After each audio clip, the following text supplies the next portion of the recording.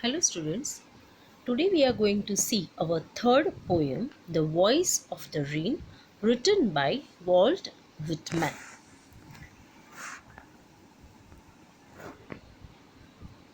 In the poem, The Voice of the Rain, the poet Walt Whitman tells us how the rain plays an everlasting role in nurturing, quenching, and purifying the different elements of the earth.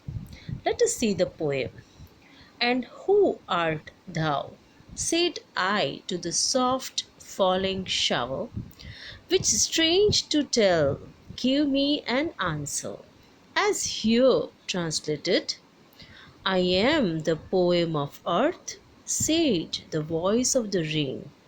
Eternal I rise, impalpable, out of the land and bottomless sea. Here who art thou? The poet is asking the question. And thou means you.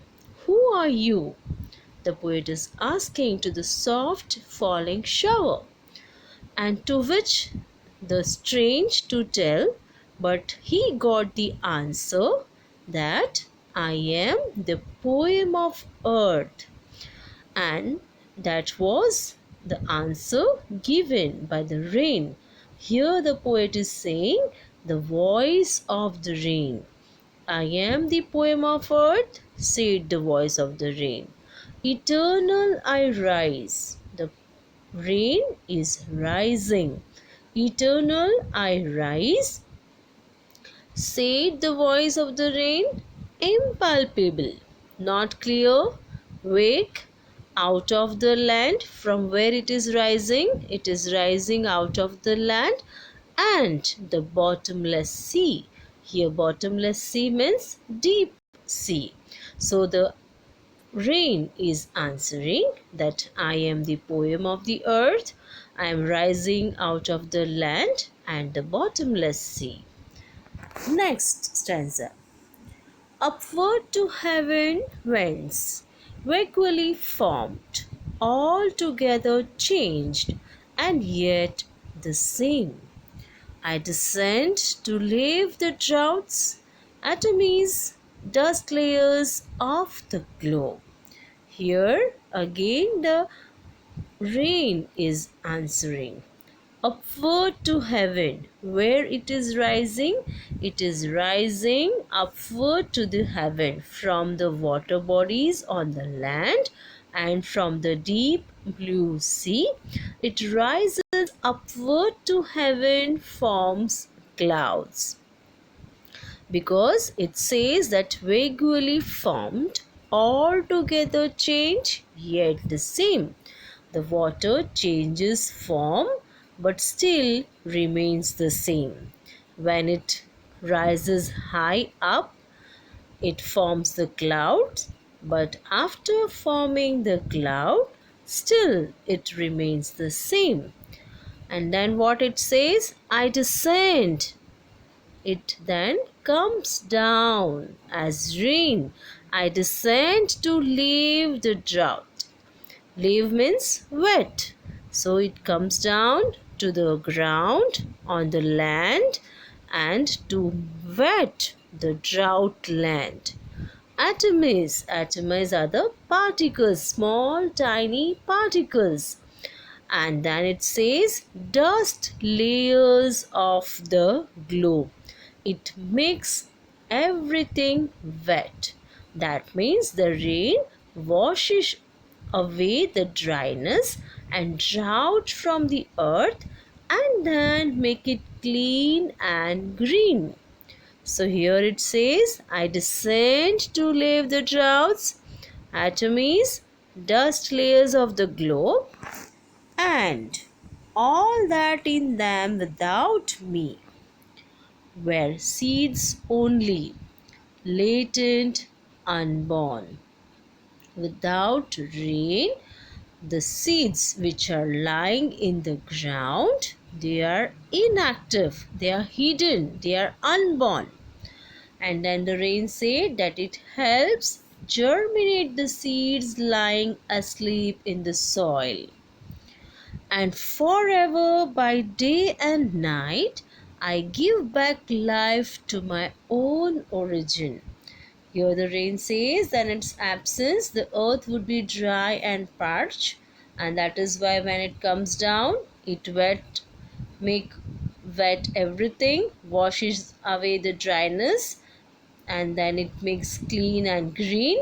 And here the poet is saying that the rain, it comes down and then it helps the seeds to germinate, it makes them active, it makes them born, it helps them to come out of the soil, and then forever by day and night I give back life to my own origin and make pure and beautify it. Here the poet compares the rain to a song as both have a rhythm and ability to spread joy, beauty, and to regenerate. For song issuing from its birthplace, after fulfillment wandering, wrecked or unwrecked, duly with love returns. The poet is saying that the rain, as it comes down, it has a rhythm, it spreads the joy, beauty, it helps to regenerate, and just as the song returned to its origin, the rain also returns to the water bodies of the earth from where it started its journey. So here we have seen the poem. These are the meanings. Thou means you, bottomless deep, leave wet, atomize particles, duly, properly, eternal, everlasting, whence, chance, globe, earth, origin, source, impalpable, vague, not clear, vaguely, unclearly, latent, inactive, issuing, originating. Now let us see the figures of speech which is used in the poem. Let us see the first stanza. And who art thou, said I to the soft falling shower. And here the figures of speech is used apostrophe. A direct address is made to the rain. Even the sentence is interrogative, hence interrogation. A question is asked, not for the sake of an answer, but for the poetic effect. It is also an apostrophe, inversion in the sentence for poetic effect. Next line, with strange to tell, give me an answer, as here translated. Personification, the inanimate rain is given the human quality of giving an answer. When poet is asking the question, who art thou? The rain is giving an answer. Also alliteration, the sound T is repeated in the words tell and translated. Next line, I am the poem of earth, said the voice of the rain. Metaphor. There is an indirect comparison between the rain and the poem.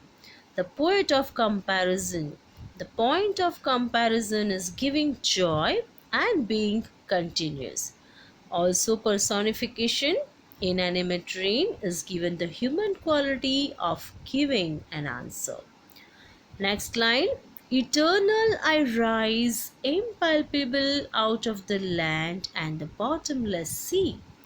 Again personification, rain is given the human quality of giving answer because it's give answer by using the word I. Antithesis, opposite words land and sea are used in the sentence for the poetic effect. Our next stanza. Upward to heaven whence vaguely formed, altogether changed, and yet the same. Figures of speech is personification. Again, the inanimate rain is given the human quality of giving an answer. Antithesis, opposite words changed and same are used in the same line for the poetic effect. I descend to leave the droughts, atomize and dust layers of the globe. Again, personification. The rain is giving an answer. Next line. And all that in them without me were seeds only, latent and unborn. Personification. Again, the rain is giving the answer. Tautology. The words latent and unborn have the same meaning: to be dormant, still, hidden,